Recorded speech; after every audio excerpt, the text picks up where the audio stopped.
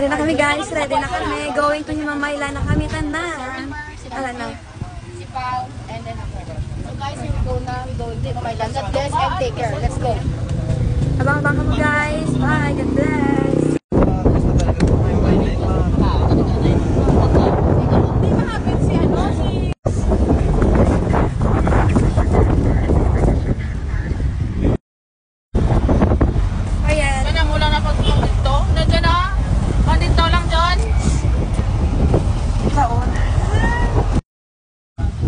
Hello guys, so ari na kami di sa Himamaylan sa dulungan namin sa among bulig. Ari na kami di silang lugar. So kadto out na, let's go.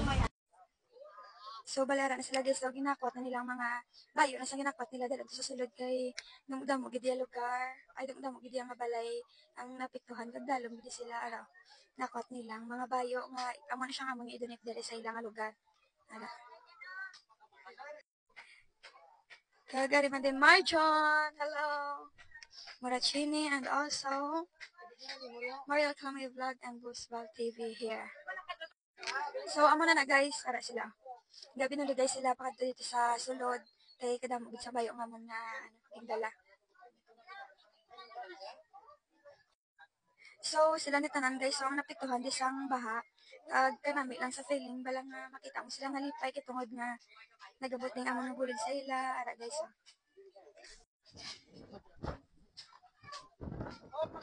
Kagka namin, gidi sa mga tao, taga-binligay gid. So, mga idol, pakadto na kami dito sa ilang location nga butangan sa mga pangdala namon. So, amo na siya galang lugar din nila sa sulod guys. Amo na siya. So, kung mag-ulan-ulan, gali, yabudlay na diya kay ara kita nyo nga nagurong tubig. Tapos, so siguro din na digagi ang tubig kung magbaha sa ila din sa pasapang agamay ara guys. So kung magagi dati dasig lang nabot ng ding ilang lugar. So amo na siyang ila din nga location area. Ano na guys. Tanate. So ari na kami di guys sa Santo Tanate. Barangay Agisan, Himamaylan City, Negros Occidental. Ara.